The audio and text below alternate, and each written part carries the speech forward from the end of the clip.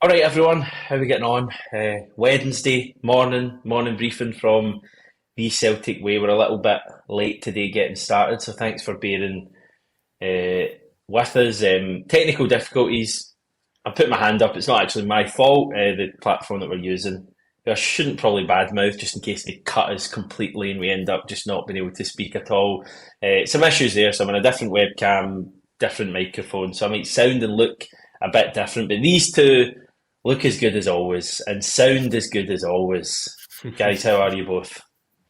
I'm fine. I console myself with the fact that my father once said they don't make mirrors the way they used to Hamish, so I can't change my opinion about this big fizzog that appears every day. So yeah, but feeling all right, feeling good. Three sleeps, Hamish. Yeah, me Three. too. I've been on the countdown, haven't I? Three sleeps. Can't beat it. Joe? Aye, brand new. Very much the same. Very much the same. It's been nice to have Luke McCowan in on Monday, Arne Engels yesterday. It's somehow only Wednesday, but that means it's only a few days away from getting back to the real thing. So yeah, excited. Arne Engels was impressive, wasn't he? Watching his stuff. What, 20 years old? Comes across very well. As I say, I think he struck the right chord in the way he spoke and was keen to make sure that people knew he wanted to be at Celtic and he wasn't looking at his next move or anything like that. So very excited. He took it all in his stride, didn't he? You sometimes you feel guys that young might get a bit phased by it all. Just sitting in front of it. Even the question about, 11 million tag, you're the Celtic's biggest Yeah. piece of ever signing. He's just like, I'm here to play football. That pressure on you. Nah. It's just like, I was loving that. I just think, great, if you're as good on the football park as you are laid back and dealing with that kind of media relations side of it, you're in for a treat. But as I said before, we saw him against Rangers and he looked the part, didn't do too much, but you saw instantly there's a footballer there and you think, wow, this guy could be something special. And I like that. And now he says he's going to, he'll live up to that. He'll do it. He's always had belief in himself and he wanted to come here and everybody told him it was a good step for him in his career. So you say Hamish, he said all the right things, didn't he? And he gave you confidence that, he gave you confidence in the fact that he's confident in himself, that he can play. So go out and play. Just go and do what that earned you the move to Celtic. Great English as well. I guess you would maybe take that as a given. Most Belgians do, but yeah, like even some of the thicker accent. I watched the fan media press conference, even some of the maybe thicker accents in various fan media. People, he dealt with those questions absolutely fine, Joe. So, no, very impressed. Yeah, mature head. It was his birthday the other day, wasn't it? Is that I'm 21 now? Is that I'm just turned 20? Getting mixed up. Yes, okay. Something, yeah. 21, I think. But even still, yeah, he's remarkably mature for his age, confident. I was just thinking about like the interviews that we've had in the last few weeks at Celtic. You've had kind of all angles of player at the moment. You've had Ademida and Paulo Bernardo coming back in. Kasper Schmeichel is a veteran, but experienced in Celtic for the first time. Vai is a loanee, wanting to prove himself, unsure of exactly how much opportunity he'll get. James Forrest, after 500 appearances, just after the game on Sunday. And then this week with two new faces, one who is a dream come true, a little bit further into his career, but looking at it from a very different perspective. And then Arne Engels just, here to play football, here to live up to the billing that he's got so far. So it's like a real broad spectrum of perspectives of the players coming in, which is always going to be the case, but it's in terms of what we have coming up now, this big game against Hearts on Saturday, and then obviously the Champions League campaign start. And it's great to have all these perspectives and really soak them up as critics on the media side and also supporters looking forward to them making their mark. Because we'll judge these guys on what they do on the pitch, Tony. But it does strike me, having sat through and watched a lot of these press conferences, like they all have a bit about them. You go through all of the players we've signed, Adam Ida, who maybe doesn't give away a hell of a lot in front of the media, but clearly, thinks about things and certainly does his talking on the pitch. And you've got guys like Kasper Schmeichel, who is just, a huge personality. Alex Valle, who, English really isn't his first language, but he's really trying. That's the thing that came across in his press conference. And Arne Engels, as we've spoken about, just real kind of old head on young shoulders. You can tell already. Paulo Bernardo, kind of similar. Austin Trusty, we've not heard from him, have we? But he, from what I hear, is a very good talker as well in the media, and obviously Luke McCowan as well. Yeah, it feeds into the manager saying, don't just sign good players, they sign good people. You can fully understand that now as you get to meet these guys when they speak. And I guess every manager will say, oh, the player's a good person, but those guys that have come in, they just seem to have fitted into the dressing room straight away, the culture, they understand the environment, they have that conversation. Remember, it was the why did you come here? It was the famed Ange Postecoglou phone call that made guys come. I think it's a similar thing with Brendan Rodgers. It's the Brendan Rodgers conversation, talking about the culture of winning, the environment that they're going to be, coming into. And even Arne Engels mentioned it yesterday as well. I want to play with that pressure. He mentioned it 3 or 4 times. I want to play with that pressure. And so that's clearly something that Brendan Rodgers is stressing to these guys. This is unlike any football environment you've played in before, and maybe, after, if you ever leave here, you're under pressure to win. Every drop point's a crisis. It's, people being top of you. And certain players can thrive in that. They like that. Other players will and can go under. But, everybody who's spoken so far, their understanding of that and that assimilation. I mean, I think Arne Engels said it'll be easy to assimilate into this group. He said that at one point, and I thought, you're just here. I just thought that's a great thing to say. He's just what he said, because I've trained once, I played against Rangers, trained again, met everybody. Cool, I'm happy. This is the place I need to be and I want to be, and I'm going to prove and I'm going to show you what I just want to show you now what I can do. I'm here to play football. Don't annoy me with the 11 million stuff, because I don't care.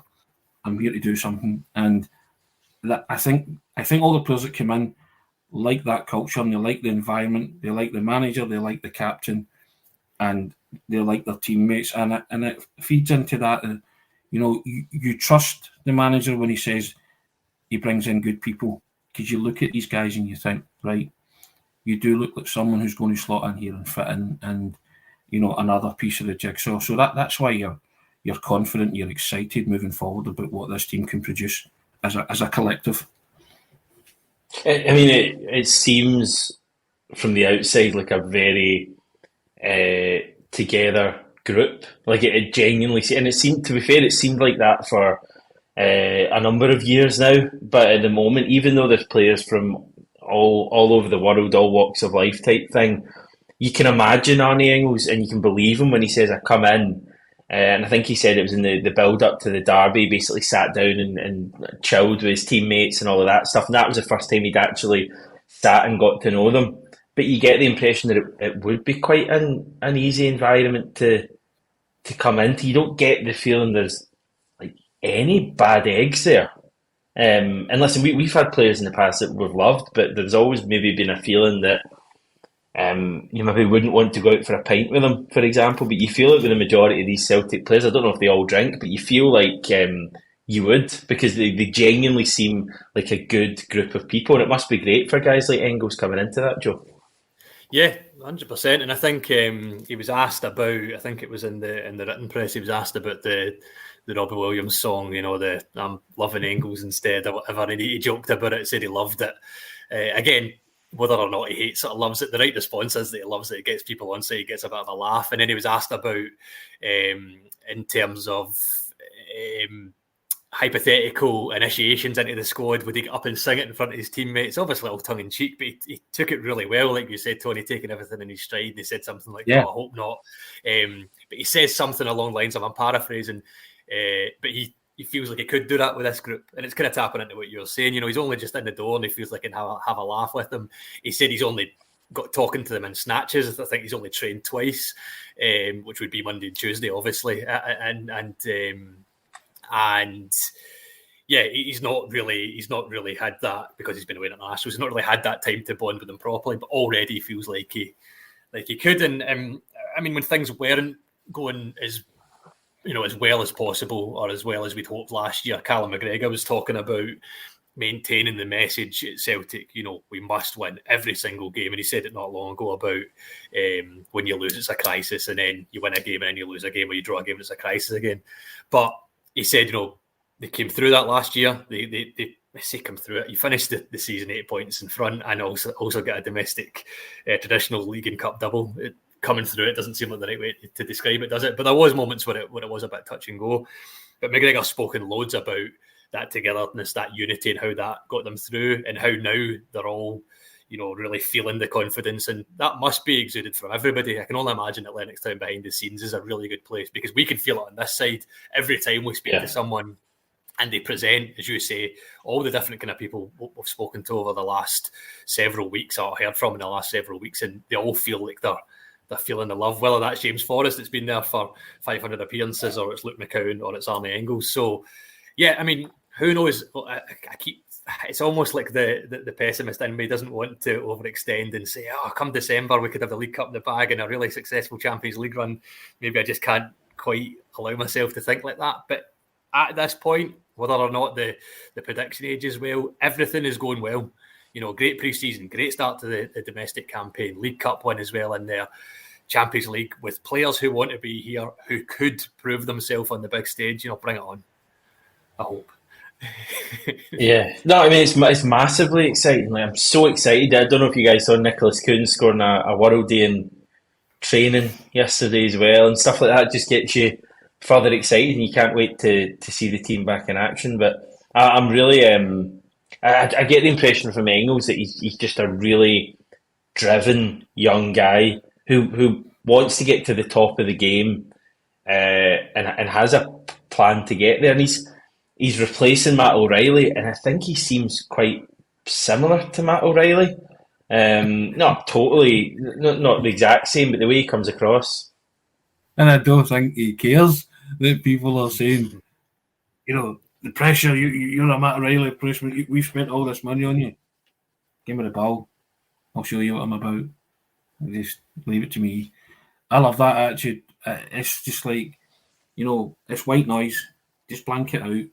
You're here for a reason, because I think he said the manager saw him a lot and he wanted him. And the manager did make a big point of getting him. So he's here now. And he's here to take the right steps in his career. He said that even the Belgian players, when he was in the national team, told him that it was a big club that he was at, and he could. It was a massive step for him, and the right step for him at this juncture of his career. I'm going to do what I did with Matt O'Reilly and enjoy this guy, and see what he can produce. And I'm thinking no further ahead than the Hearts game. It's a huge week in Celtic season, but I'm a one game at a time kind of guy, and I know it is an old cliche, but can't be looking too far ahead. But we've got the Champions League coming up over the hill. We'll spend plenty of time talking about that. But Hearts on Saturday, and I think there's a mood there. I'd love to see Celtic go out and get that. But you were saying, Hamish, the other day, that full 90-minute performance and pulverise Hearts. Really, really sock it to them from the get-go. Whether you start with some of your new players or you go with the status quo, just now the guys, as I say, the yellow jersey, and then integrate them and bring them on, because he will have the Champions League in mind as well. But focus on Hearts. We need 3 points. Titles are won, not just at the end of the season, but winning these games too. People forget that it's 38-game campaign.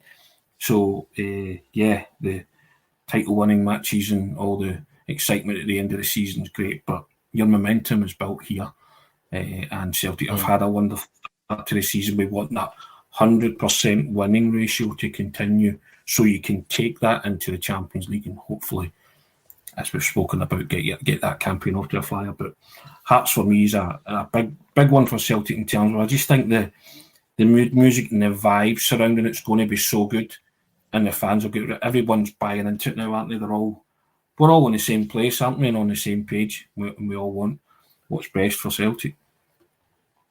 Yeah, I take your point totally. You know, we're looking at Hearts, but I think also we've been waiting for this Champions League stuff Yeah, for so long. It seemed like the longest wait to finally get into this new format.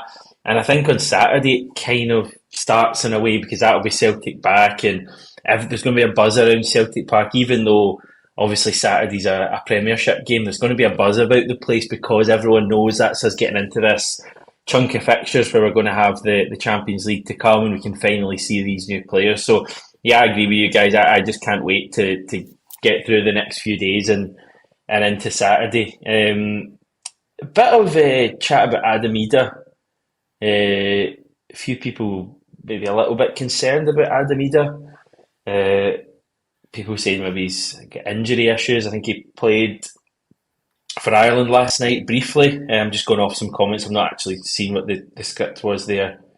I think there's always going to be a little bit of chat about Adam Ida given that he was so expensive. But I honestly think, I mean, he's barely played for us since we bought him, and I think he's looked decent enough. So I've got absolutely no fears at all about Adam Ida. But this may just be something we need to keep an eye on, Joe, because it seems like some people do kind of maybe just wonder a wee bit. Yeah, I think if he'd managed to get himself a goal by now, I think it would have settled a lot of nerves. And the longer he goes without, I'm sure that is playing in his mind to an extent. What I've been trying to do whenever I've noticed some of the kind of speculation or concern, which is mostly levied on social media, is think about imagine this was Adam Ida in February or March. Would the form that he's shown, coming off the bench in the 3 games, whatever I've seen him in so far, have been a concern in March? And I don't think it would be. I still think he's contributing. I still think that he is unsettling backline. He's given that strength. He's given a different kind of striker in comparison to Kyogo, the same way he was doing last year. It's just that he's had a couple of chances, maybe half chances to score and hasn't taken them yet, which seems to be kind of upsetting the rhythm of some fans, I would say. Obviously, perfect entitled to the opinion if that's how they see it. I think I don't see it that way. And I think, despite the fact that it's great that Celtic are going out and spending that money, it feels unprecedented. I mean, surely Arne Engels is in terms of being the big signing, but to also have an 8.5 in there as well is just something that Celtic don't do. So it's maybe kind of not fabricated in people's minds. That sounds condescending, but I think once he gets his goal, I think it should settle the nerves. And listen, if he's fit and he gets a chance to do that on Saturday, what a way to do that. I think, Hearts have obviously had quite a ropey start to the season, especially in comparison to last year. But just kind of tapping into what you were saying, Hamish, like that 3-0 game against Hearts at Celtic Park right before the last push last year, it felt like the kind of stage setter for that last drive of excitement. And I think you're right. I think that this could be, if Celtic play anywhere near that level against Hearts again on Saturday, it could be the kind of stage setter for everything that's to come. And listen, I would love that, another 3-4-0. Equally, you've got Hearts who've maybe not started brilliantly, who are always capable of giving Celtic a game. And we saw last season also at Celtic Park. I don't think it'll be a walk in the park, but it could be one of those games that could go either way. It could be tight, or you could see a real steamroll in Celtic, and I know which one we'd prefer. That was a game where the DVD clip came from, wasn't it? Paradise is for us. It was the Hearts game. That's yes. Yeah. Was it? It was. Yeah. So again, feeding into all of that, it's got that feel about it, isn't it? And that became a clipped up meme and all that and stuff like that. But that, that's Adam Ida doesn't concern me in the slightest. Because I don't think there's a lack of form there. I think, like Hamish, you said there as well, I think he's done all right. Just needs a goal. But also, I said for a long time, Brendan Rodgers is a horses for courses manager. At this minute in time, Kyogo's the horse that he's picked up front, and you can't dispute that because his contribution, non-scoring in the 2 games prior to the Rangers game, was outstanding. So he was getting involved and he was linking up play and he was setting up goals. So you can't dispute that. Goes into the Rangers game, and if you're a betting man like I was, you knew well Kyogo was going to score against Rangers. He's produced a spectacular finish. So Adam Ida will be eased back into this setup because, he wants 2 number 9s. He's number 1s, as he said, number 9s for that jersey. But Adam Ida, time will come this season. He will lead the line and he will score. I've no qualms about that at all.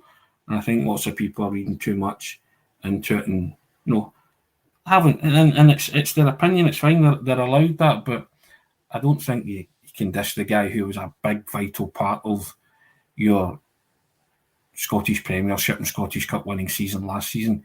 He hasn't lost it overnight. He will come good. And it's like everything else. He rode the crest of a wave last season. Everything he touched seemed to go in, didn't it? More or less. This season. It's the harsh reality of what we were talking about. It's that pressure to win every game. You can't miss chances, Joe. It's an unforgiving environment. You've had a couple of chances presented to you and you've not taken them. That's fine. That's why we've got another number 9 there. So these things, but he will have a run in the team and he will go on a consecutive run of scoring for him. I have no doubt about that. So I've no qualms about him. He was brought in for a reason. The manager brought him in for a reason, and he will play a lot of games. And get a lot of game time. I'm not quite sure why there is like this kind of this feeling towards Ida that he's kind of underperforming already. I mean, the guy's literally come back and played a couple of appearances, probably played about an hour, and I thought against St Mirren his movement was terrific. He just didn't really, it didn't quite come off for him. To be honest, I can't even remember him against Rangers because there was that much else going on. I didn't think he made a particularly huge impact, good or bad.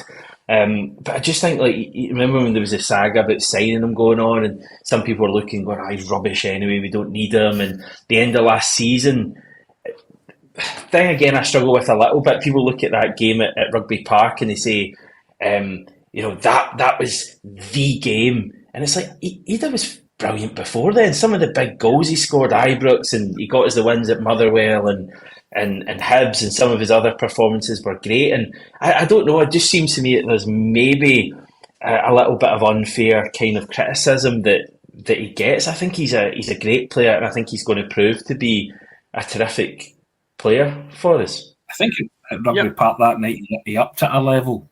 I think everybody. Yeah, I agree with that.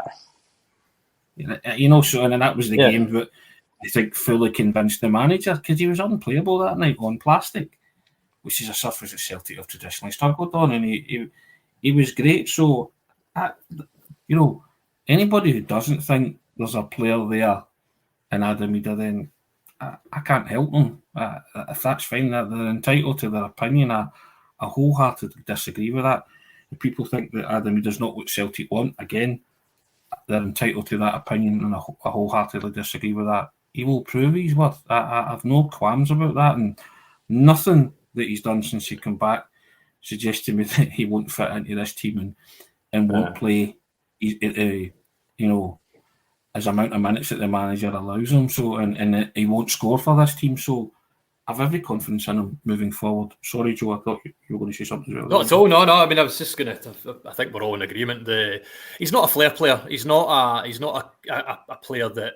He's one of those kind of strikers that if perhaps, just to play devil's advocate, if he's not scoring, it might seem like he's not contributing as much as a Kyogo or as someone who, is breaking defences open for his colleagues and all that kind of stuff in the running that Kyogo does. But Celtic have always had strikers like this. I mean, different in stature and nature, but Gary Hooper, if he wasn't scoring in a game, could look quiet and then pop up with a hat-trick the following week or going back further. John Hartson was sometimes, maybe not take every single chance that came his way, but nobody would say that he wasn't a good striker, and it just feels like he needs that goal. That's as simple as that for me. I think he'll get the goal.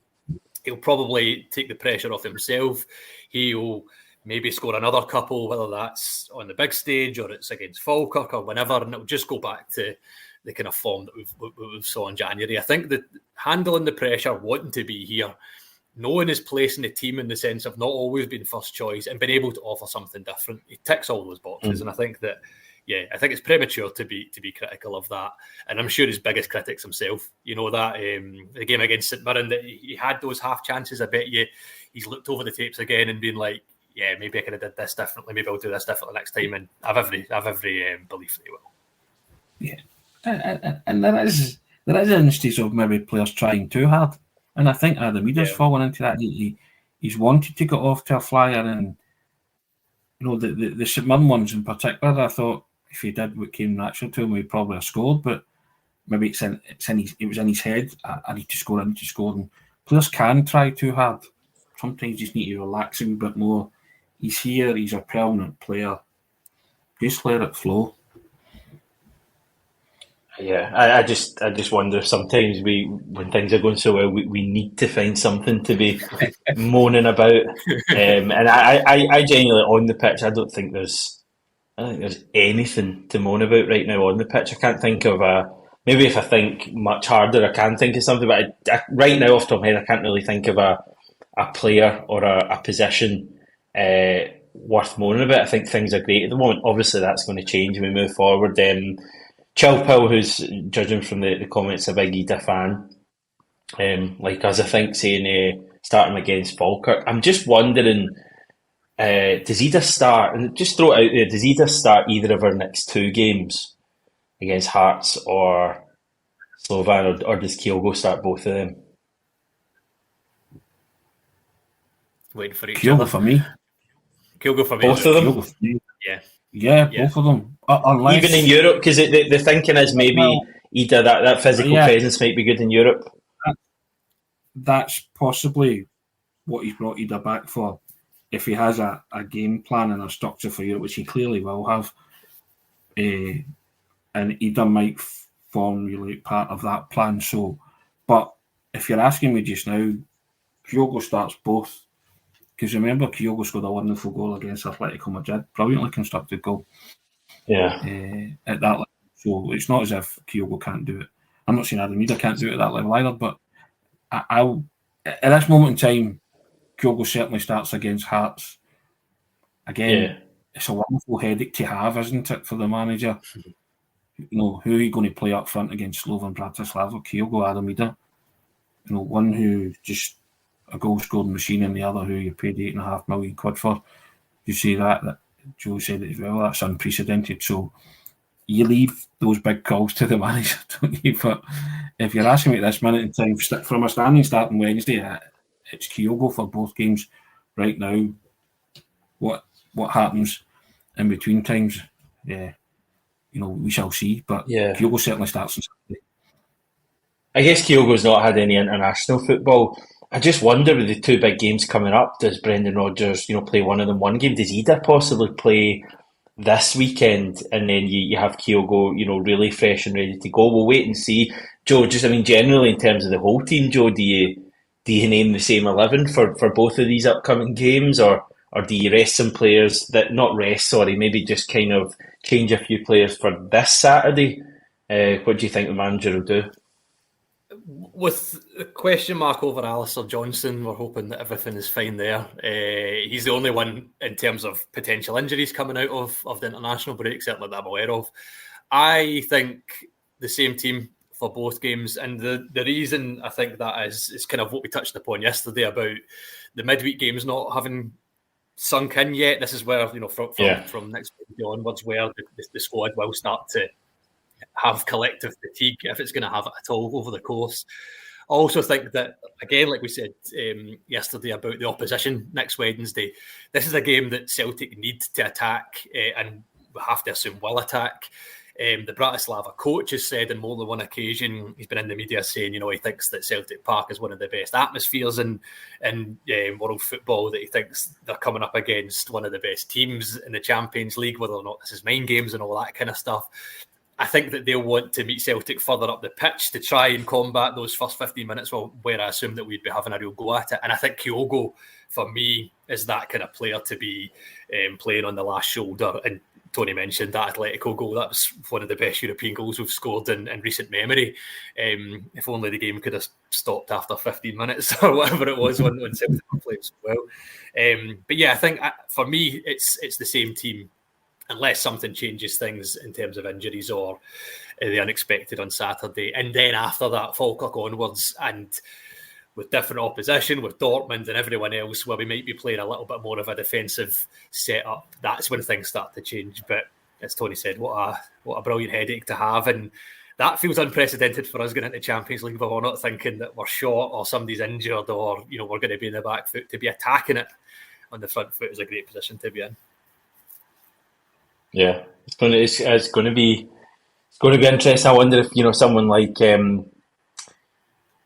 Engels maybe doesn't start on Saturday, but then comes in for the Bratislava game. I'm just trying to think. We've got options there. It might make sense for Rodgers to have some fresh legs. You spent 11 million quid on him. You know what I mean? So that's where the price tag comes in. He'll have a plan for the Champions League. I think you start with the same team that started against Rangers. You bring on the likes of Engels. You might even bring on Trusty as well. And you get to the Champions League, and I think you'll see a different Celtic team. There might be 2 or 3 changes in that Celtic team for the Champions League because you are trying to get your campaign off to the best start. But on Saturday, I think the team who's played so well this season has earned that right to start against Hearts and go and take it to Rabat. That's what I want to see. I want Celtic to absolutely, as I say, they'll pulverise and obliterate Hearts and go at them and do what they've done in a lot of the games, having it won in the first 20 minutes. But I don't want them to let up after that. I want them to keep going and keep going and keep going. And I want that as much as you can, get a full 90-minute performance from Celtic and marry, everything together. Because I think it's fair to say that somebody will get pulverised at some point.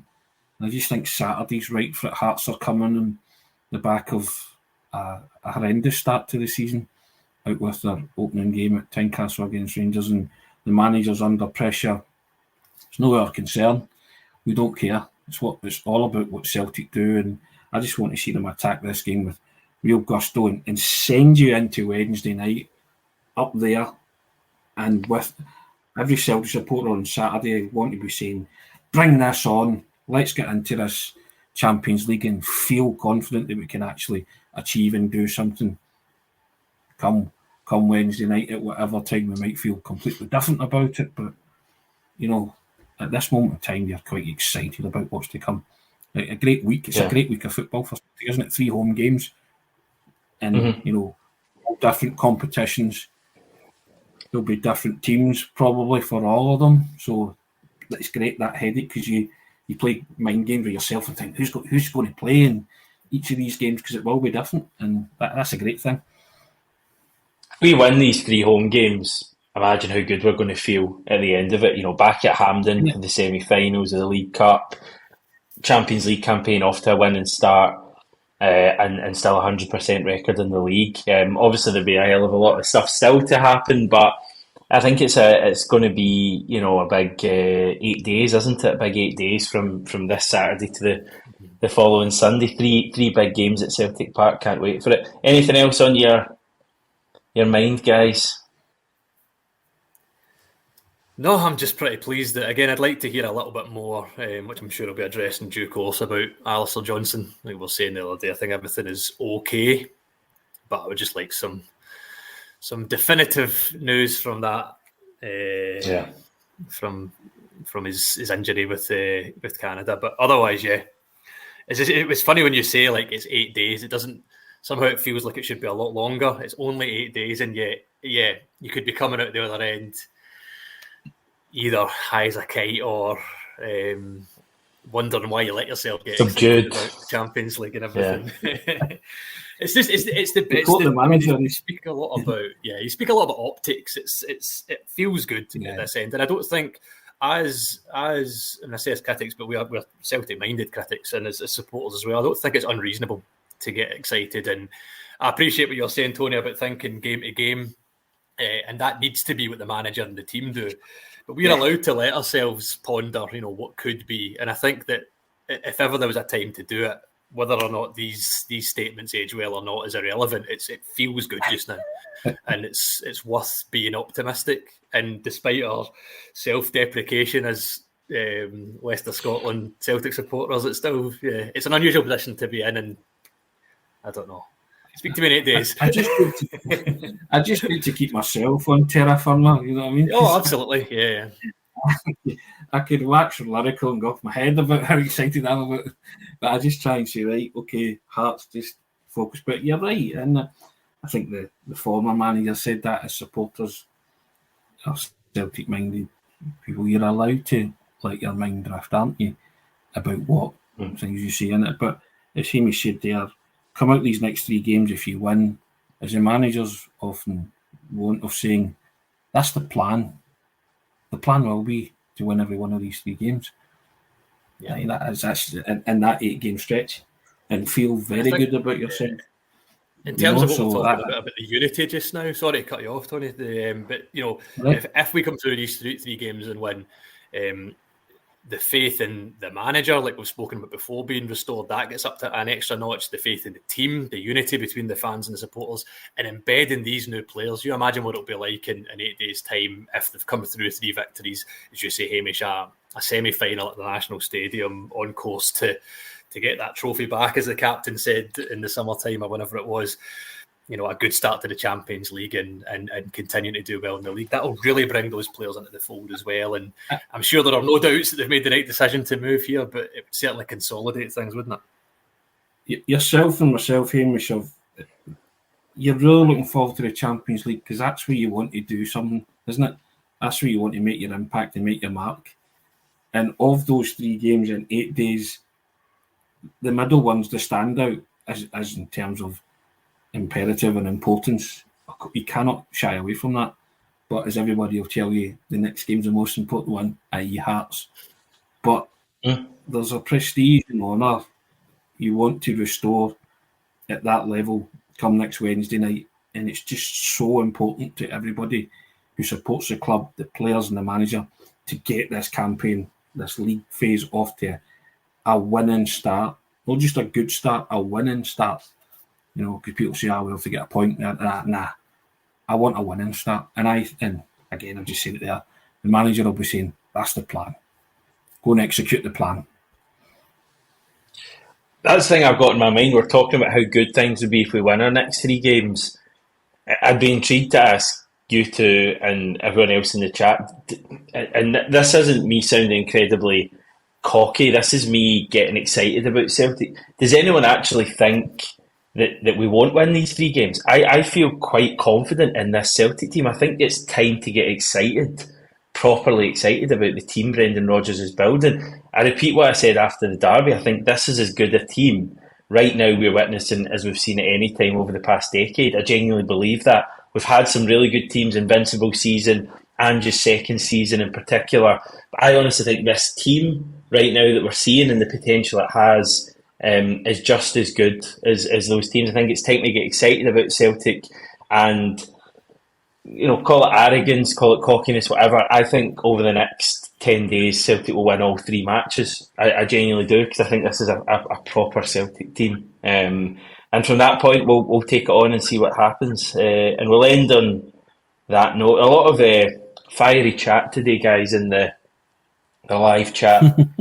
Fiery chat about what song for Arne Engels. Thanks, Joe, for bringing that up. Great move. And fiery chat about Adamida. That was my fault for bringing that up, although there had been a few comments already. I don't know what you did, Tony. Must have done something bad.